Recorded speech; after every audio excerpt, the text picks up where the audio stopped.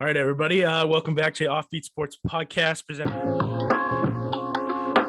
Today we got Mr. David Caspa joining me and Aiden on the show. Hello. We're going to be talking our Celtics Bucks series preview. After last night's Bucks win, we now know who we're playing second round. We got a couple extra days rest, which will help. But we'll start with the season series, then go into matchups, like lineup matchups, comparisons, and then we'll give our picks in how many games. So let's start with the season series. We can kind of go through some of the games, but we split the season series 2-2. And you can't really look at most of these games because between injuries, trades, and difference in rosters, it's kind of hard to judge. So Aiden, how do you feel like trying to view these games and trying to compare them to the series? Yeah. So you really can't, as you said, Cross. So much has changed for these teams since they last met. And I know they met right before the playoffs started, but the Celtics were at that point could have been inclined to lose that game because at the time that would have given them an advantage in the first round in terms of matchups. And you look at earlier matchups, the Celtics blew a massive lead on Christmas Day against Milwaukee, but they were shorthanded that day, and that was before the trade deadline acquisitions of Daniel Tice and Derek White, who have both played large roles on the roster. So you really can't look at that. As everyone knows, it's been a tale of two seasons for the Boston Celtics, and they're a completely different team from those earlier games where they were blowing leads when they lost to Milwaukee. I feel a lot better about them now than I did months ago. So, yeah, those games really hold no bearing for me, at least. Yeah, it's hard to hold a bearing when their teams are so different. And I kind of forget about the one right before the season ending because actually we almost beat them without Tatum, Horford, and Rob Will. But David, going into this series, the Bucks are expecting Chris Middleton not to play the entire series. Do you think that gives a huge advantage to the Celtics, or do you think this Bucks team is still dangerous? I don't know. I think Aiden hits a huge point that they're these are such different teams. Like just looking at it when before the Celtics went on that huge tear, like as of January 6th, we're 18-21, right? We just lost to the Knicks in Madison Square Garden. So we're at the bottom of the barrel right there. I don't remember our seeding. I think we were 10 or 11. We're scraping. I think we were 11. I think it was 11. Yeah, right. We're scraping the play-in. And the first three games playing against the Bucks were before our huge turnaround. So we got a lot more momentum now. But if you look at that first win that they had in OT against the Bucks, if I'm correct, the leading scorer in the entire game, guess who it was? It was Schroeder, wasn't it? Yeah, Schroeder had he had 38. Yeah, I know. I remember that game. I was watching it in a Charlie horse. Yeah, exactly. It just makes no sense. We don't even have him anymore. Is he even in the NBA still? Is he still even on a roster? Who, Schroeder? Yeah. He traded him he's to the on Rockets. Houston. Yeah. He's in Houston. Is he play? I mean, he did. I think they shut him down. They shut him down. That's what I'm getting at. We had such a roster overhaul, and then that was during COVID. That was that was during when we were had a bunch of players out with COVID, I think. Mm-hmm. And then our second win's pretty solid. We had a good win. Tatum had a good game. Jalen Brown had a pretty solid game for the most part. Smart didn't play well, but even if you're looking at it, Grant Williams played almost 30 minutes that game. Romeo Langford was still on the team playing significant minutes because we were trying to develop him before we kind of just thought that we weren't really getting anywhere with him. Schroeder's still playing a lot. Cantor was still on the team. Then you move forward to our win. Tatum and Brown don't play well. And then you look at the Bucks. Chris Middleton doesn't play great. Giannis has a great game. I feel like that's probably the most accurate we're going to get is that third game, at least comparing it to now, because we still had some of those guys. That game? Yeah, we lost by 4. It was 117-113. With everyone playing bad. Yeah, so Tatum and Brown didn't shoot. They had a lot of points, but it was a free throw type game. They weren't hitting a lot of shots. But even if you're looking at our fourth game, like we said, Tatum didn't play, Rob Williams didn't play, Horford didn't play. I don't know if Middleton played that game. I think Middleton might have been hurt. No, Middleton played. He had a solid game. Drew Holiday had a good game. So their big three just killed us that game. Even when Marcus Smart's out. I just think going into the series, I think not having Middleton is going to hurt. Because we don't know when George Hill's coming back either. Because we don't know if he's ready for Sunday. Because Jalen Brown's listed day to day, but he's expected to play. Yeah. We know he's going to play. Yeah, we know Jalen. Even if he was hurt, he's going to play anyway. George Hill. They said that he's gonna play game 1, but they said it might affect him later on in the series if something happens again. So, hopefully, cross my fingers, Brown stays healthy through the series. But I think Middleton going out is tragic for the Bucks, like right now, like for this series, because Middleton's like as great a player as Giannis is. Middleton's kind of what puts them over the edge against the Celtics, because every time Middleton plays the Celtics, for the most part, he goes off on us every time, and it's just like it hurts to watch. Like, but and it's not even like just saying that either. Like the Celtics and Bucks have played each other in the playoffs so many times. Yeah, in like the year we almost got to the finals, they played them in the first round. I think that was with Eric Bledsoe. Yeah, beat them, and then the year after we lost to them in the second round. Yeah, and they just like dismantled us. Obviously, completely different teams because what's his name's not there anymore. Kyrie's not there, but yeah. And I'm thinking with Middleton being out, I think they're losing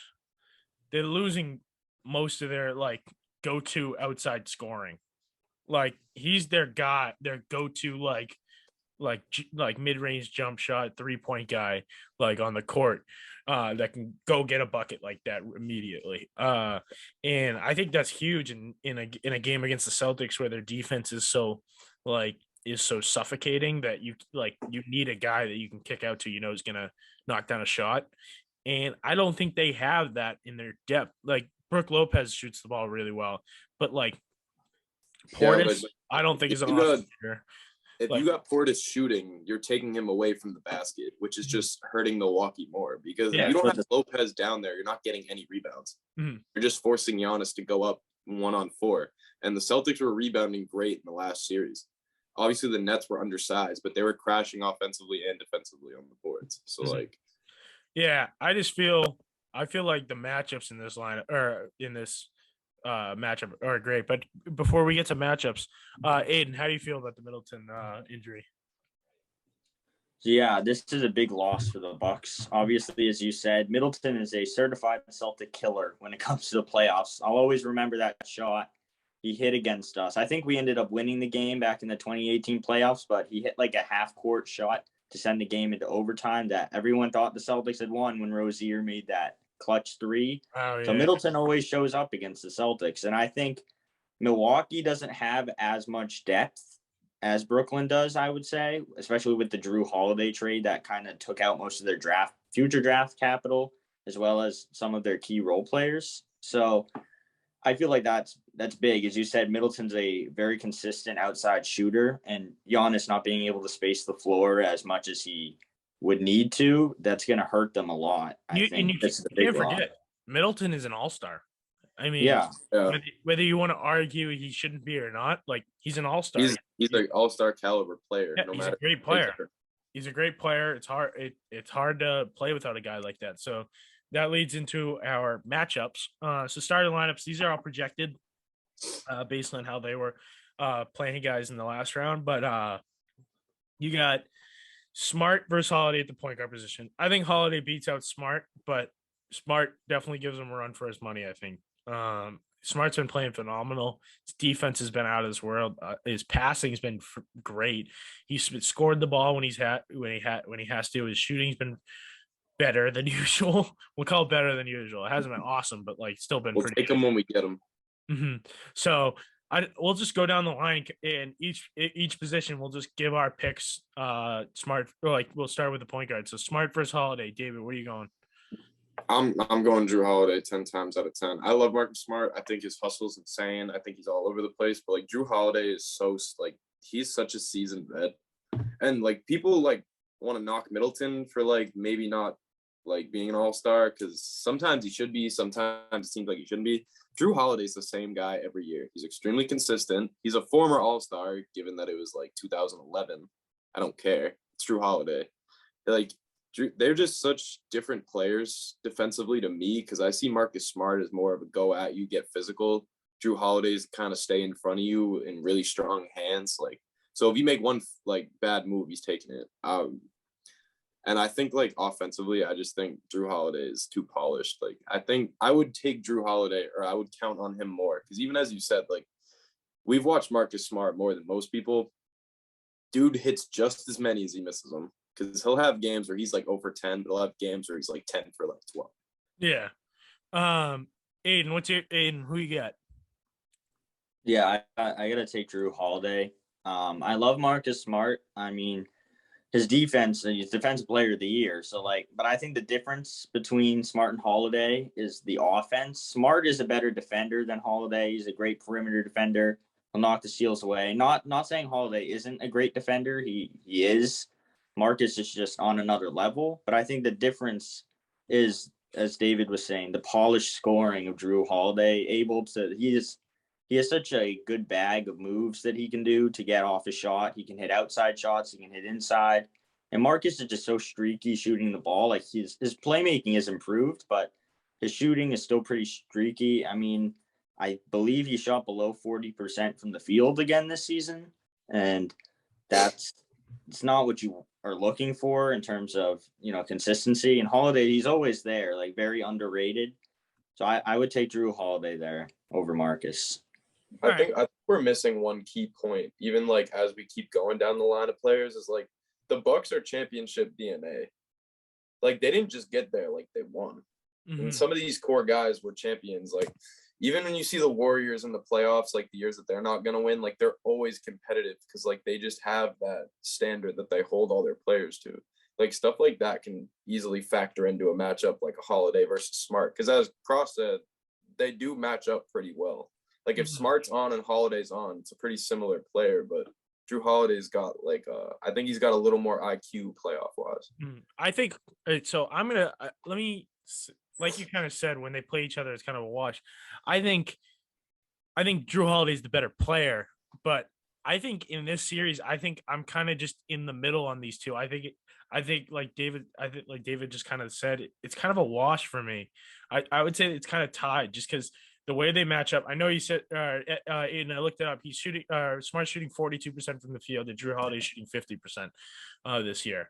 But like, Smart doesn't shoot the ball nearly as much as Drew Holiday does. But like, I just think when you're looking at these guys, if the way they match up, I think it's just going to be a dogfight, because they're going to be battling. Both are physical defenders that like love to get up in your grill. I think it's going to be a great matchup. I don't think either one's going to have a significant edge on the other.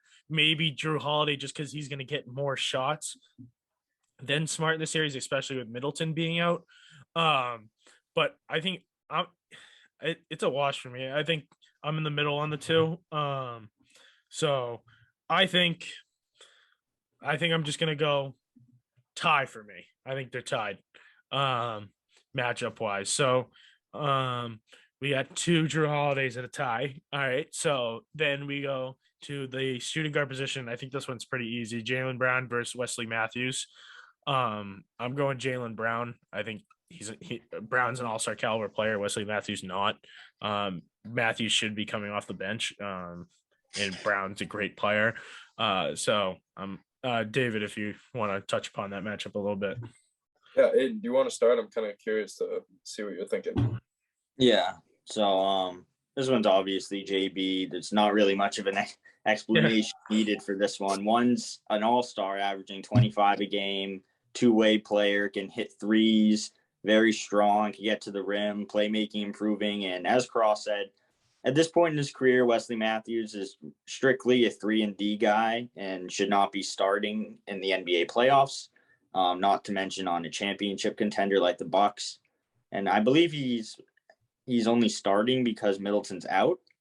So, yeah, I mean, he shouldn't really be in there at all. So, and this is just a guess that he's going to – Wesley Matthews is going to be starting. It honestly could be Grayson Allen with how well he's playing, or Pat Connaughton, who's been great for them in the last few years.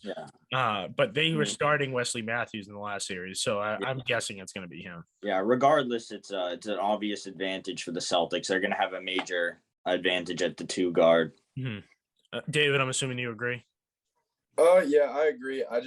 I'm comparing JB more to Grayson Allen than Wesley Matthews because I think Wesley Matthews is going to start, but if you're looking at the minutes, Allen's like going to get the load Grayson Allen, yeah, he's going to be playing that like Jordan Poole type, come off the bench and kind of just like go nuts.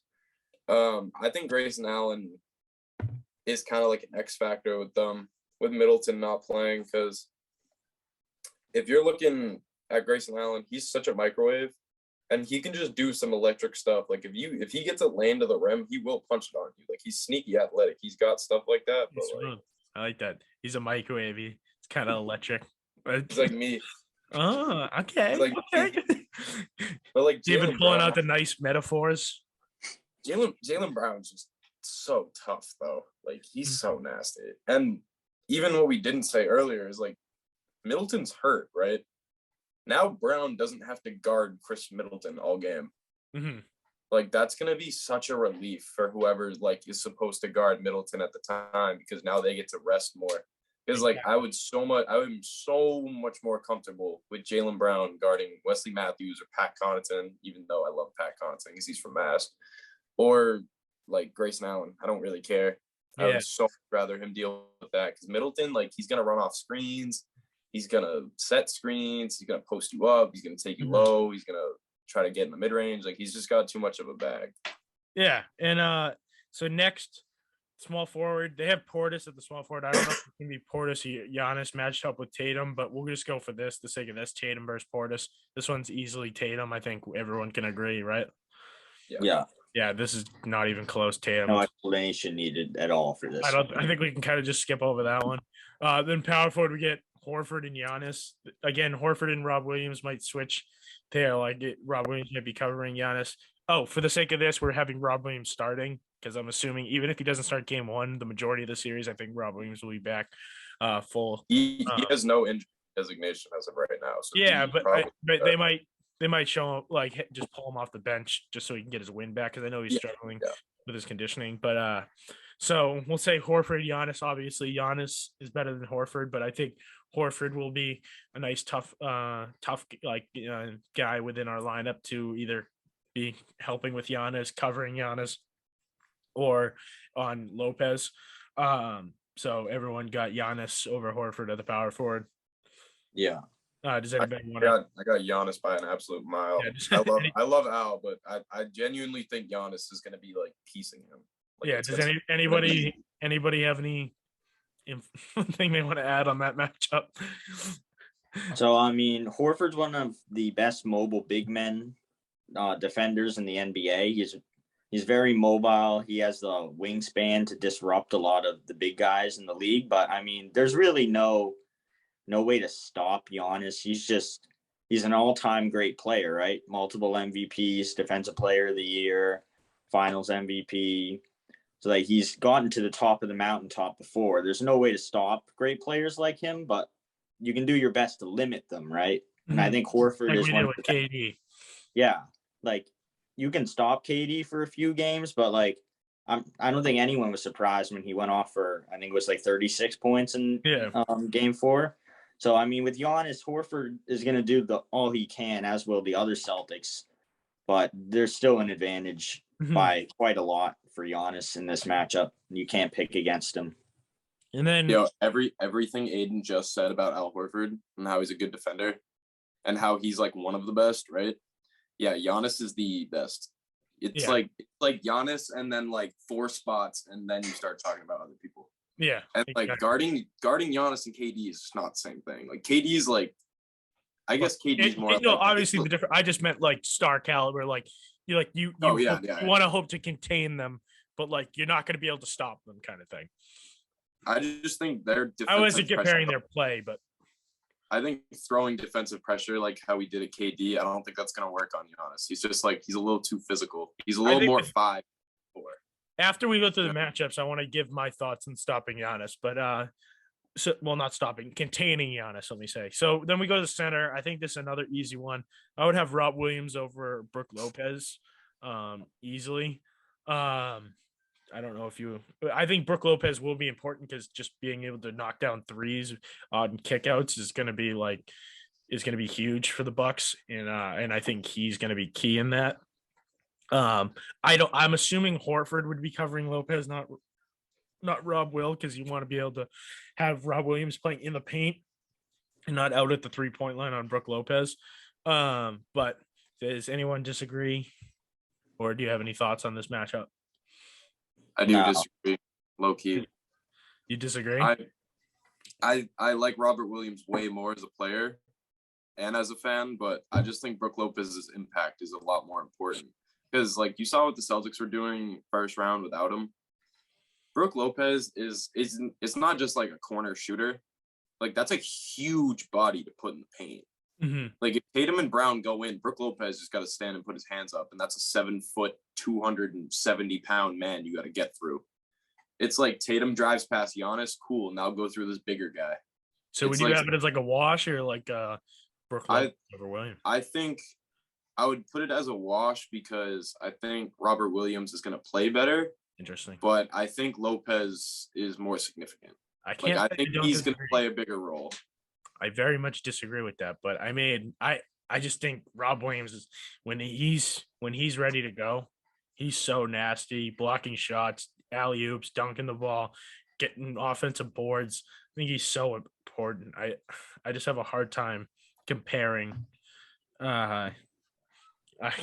Brook Lopez to it. But I do agree Brook Lopez has a great impact on this Bucks team, being able to stretch the floor in the opening. Yeah, I'm emphasizing impact, not skill, because I think Robert Williams is way better player. But I think for the Bucks versus Brook Lopez for the Bucks versus Robert Williams for the Celtics, I think the Celtics don't need Robert Williams as much as the Bucks need Brook Lopez. If that makes sense. Yeah. So now we'll go get into the depth part of things. With our bench, we got Derek White, Grant Williams, Daniel Tice. I'm assuming will be coming off the bench. It's either him or Rob Williams, but so then Tice and then Pritchard. That's generally the 9-man rotation we've been going with Pritchard getting minimal minutes. And he's actually been kind of taking some from Derek White lately. And then they got Grayson Allen, Pat Connaughton, Javon Carter, and then Serge Ibaka has been getting a few minutes, but not a ton. Which Ibaka might get a little more minutes in this series just because of the big guys on the Celtics. We'll see. I'm not really worried about Javon Carter. I don't think he is better than either guard that we have on our bench.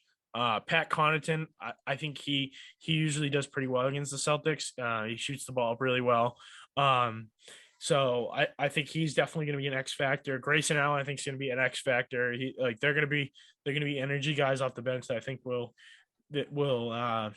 definitely compete with our bench. But I really like our bench right now. Grant Williams has been playing extremely well.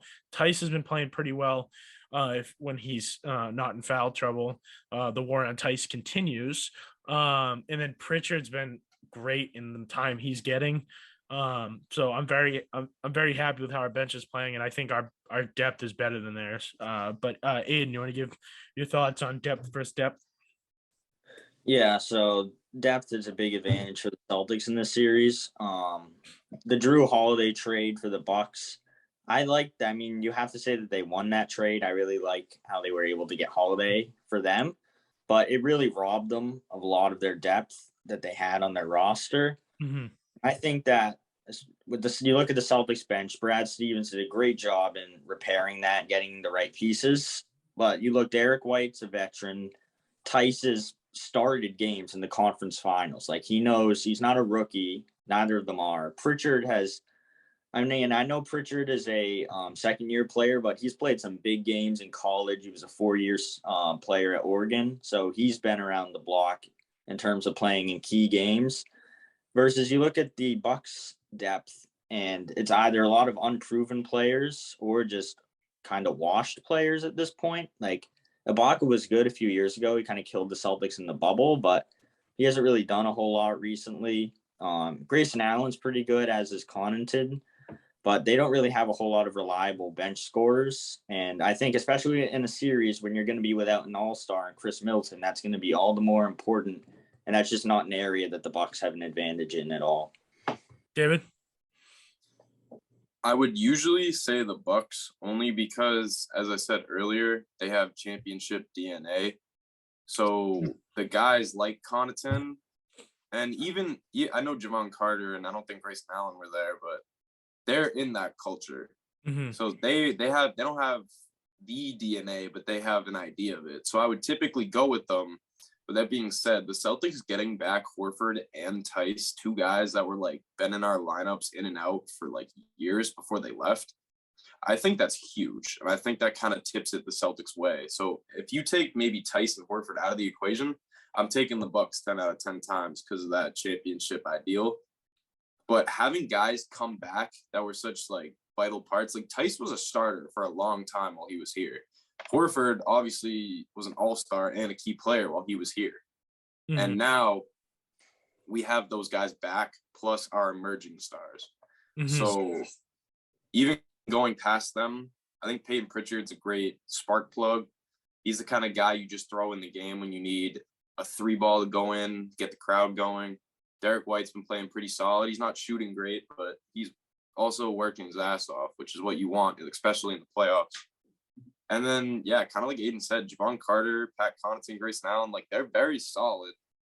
And even though they do kind of have the idea of the DNA, I mean, they are kind of unestablished. They're not really like, they haven't put a name for themselves yet. I think Grayson Allen's starting to, but I don't know about the rest of the guys. Plus, if Serge isn't getting minutes, I don't know. Like, they might just attack him right off, off rip when he gets in the game. Yeah, and I'm thinking the Celtics might need to sign someone right before the series. Maybe Mr. Semi Ojeleye, who I believe is a free agent right now. Maybe bring they back. Even do that? I don't know. He's a free agent. Why wouldn't we? Why couldn't we? Can you do that in the playoffs? Is that a rule? I don't know. That's definitely a rule. There's a free agent. There's got to be an agent signing or something. Sign the Giannis stopper. Get the most jacked guy in the NBA back. Just get him seats. He can sit on the end of the bench just for like moral scare him, or no, have him courtside just to. Yeah, tell him to wear his old uni. Well, Semi Ojeleye won a championship with them last year. I totally forgot about that. I forgot Semi. After he left, I forgot he existed. I'm not gonna lie. He was in that Ibaka trade, and then the Clippers released him, I think. Oh, yeah. And then, so now I want to go over my way to stop Giannis. I think the best way, or not stop, contain Giannis. I think you can't do the same thing you did to Durant with just keep throwing guys at him. You got to stop him high. You got to make sure he can't get a head of steam to the hoop. I think you got to body him up past the 3-point line, just kind of get in him so he can't get a head of steam to get to the rim. Just make sure you're in him all the time, just like right there, kind of nudging him. Put Grant Williams on him. Grant Williams will do that. I think Tatum will be able to do that. Even Horford, I think, be able to give him some muscle. You got to make sure he can't get a head of steam to the hoop, get downhill and score.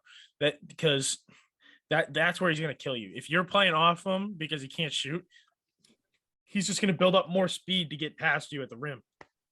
And he's so long, he's just going to avoid charges and get around you. But again, I think that when I say charges, I mean if set ones, you got to be able to slide in, and if he's backing you down and putting a shoulder in, you got to be able to take a charge. That's where Giannis gets in foul trouble, and Giannis gets in foul trouble a lot. If we get him in foul trouble, they don't have anybody to play that position behind him. Then Ibaka is going to have to play, and we're going to attack the shit out of Ibaka. And I think you got to get Giannis in foul trouble early. And with the refs that we've had, if they're calling it the same way that they called it against the Nets, like they're really soft, we're gonna be able to pick up some fouls, and I think that might be beneficial for us. But now I kind of want to let's each give our pick to win the series and in how many games. So if David, you want to start? Yeah, sure. I'll start. I'm not gonna lie. I love the Celtics, but a part of me wants to not root for them. So if they do win, I'm happy. But part of me is also thinking that I'm just really high on Giannis and the idea of championship DNA. So I get the Bucks at 7. Mm-hmm.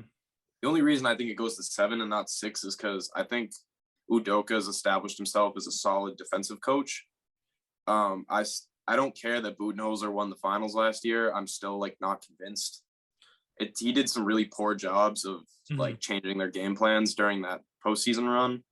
I think what saved them is a couple really good games from Giannis here and there, and then Budenholzer saying, "Oh, okay, we can do other things besides just give Giannis the ball and hope he scores every time." Mm-hmm. But kind of getting into how you stop Giannis, the chance that I think the Celtics have a good chance to win the series too. I'm picking the Bucks because I think they're going to win. I'm not saying they're definitely winning. Mm-hmm. I'm tipping towards them. If I'm Udoka, I'm trying to get Giannis on the right side of the court as much as possible because I want him turning and fading, and I want his left arm going out of bounds. So I want him to turn his right shoulder to shoot his fadeaway on the baseline. Because I know he likes to get to the baseline, shoot that little fadeaway. But with a player with a shot like his, it really gets stuck at the top, and it's a lot of wrist. And that's really hard turning your right shoulder because you're falling that direction. It's a lot easier for a right-handed player, especially if he's bringing the ball up his right side. It's a lot easier to go right and shoot a fadeaway because you're bringing it up your right side the whole time. Mm-hmm. So I want him to fall the other way.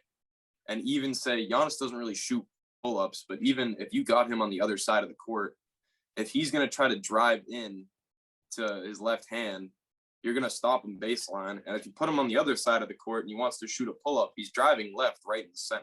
Mm-hmm. Like, we got guys there. Our team's pretty big. I mean, Smart's like, what, 6'3", 6'4"? And he's pretty built, and he's our shortest guy. The next tallest guy is like 6'6", 6'7". Yeah. So we have size to keep up with them. It's just a matter of keeping our guys out of foul trouble, which with Middleton out is still like a huge bonus for that because we don't have to waste as much energy there. Yeah. So you got Bucks and 7? I do. All right, Aiden, what's your pick? So it's going to be a little bit of a hot take, but I got the Celtics in 5 in this series. And main reason why is I can't stress it enough. Chris Middleton not playing in this series is massive advantage for the Celtics, not just for what he does, but for what the Celtics will now have to do. Because on one side, you got a historically great defense. Like at this point, they continue playing the way they are right now. The Celtics defense is one of the greatest defenses in NBA history with what they've been able to do to one of the greatest scorers of all time in Durant throughout the whole last couple of months. Is now you're telling a historically great defense, you're taking an all-star on the other side of the court. Mm-hmm. So now that defense gets to focus all their attention and energy onto Giannis and not have to worry about Middleton having an explosive game like he usually does against the Celtics. And I think another thing is Giannis scoring 30 or 40 doesn't really hurt you by itself. Like you take a look at the Celtics series in the bubble against the Sixers. I think Embiid had 30 plus in like every game in that series. But the reason why they swept is because they were able to limit all of the other guys. And without Middleton, like you stop Connaughton, you don't let him have a big game. You don't let Allen get involved and have a massive 20-point game or something like that. Like you let Giannis get his own. He's a great player. He's going to get his points, but you really got to limit Drew Holiday. You got to limit the bench players. Mm-hmm. And I think the Celtics, they're on a roll right now. Their confidence is as high as ever, sweeping the team that everyone thought they were going to lose to. But their confidence, I think, is really high. But they also, I feel like what make it mean like not like, oh, their confidence is too high is they're all acknowledging like there's still a lot to go. Like that's a great team and they played out of their minds to win these games. So, yeah. And I think that another underrated part of the Celtics last series is the whole knock on them the whole season, the entire season was that they can't win close games. When the game gets within 5 points, they always find a way to blow it, right? And I think that the last couple of games in the Net series, people aren't talking about enough. They played a close game. They played close games against a team with great players. Two of the greatest offensive players in NBA history, whether you like them or not, in Kyrie and KD, just in terms of talents. the Celtics came out on top in both of those games, the last one being without their best player for the final 5 or so minutes. So I think that clutch time, they were able to figure things out. That's going to be huge in this series because I do think a lot of these games are going to be close. Even if I had the Celtics in 5, I don't think they're going to be blowing the Bucks out. Like, Yeah, they're going to be close games. and for me, I got the green teamer in me says Celtics could sweep this series like they did the Nets, or go to 5, and the green teamer in me says probably 5. Real like analyst in me says probably 6. I think 6 is reasonable, but I also think they're not going to win the series on the road. So I'm between 7 game, maybe going to 7 and maybe just ending at 5. Like, I think the Celtics, the home court advantage is huge for the C's. I know they played extremely well on the road this year, but I think the home court advantage will be huge. And I would expect them to at least go up 2-0 just with the first 2 games with some dogfights. But I think you just need to kill their confidence. Just kind of make a statement in those first couple of games and stay humble. That's the biggest thing. Keep your composure through it all. And like you said, in being out, like when a team goes on a run, be able to kind of calm down, make a run of your own to get your lead back. And that's something they did extremely well in the Nets series. So I'm gonna go Celtics in 6. And I'm more just averaging it out because I think it'll either be 5 or 7. But it could be in 6. So I think I'll go probably 6. So I think that's all we got for today.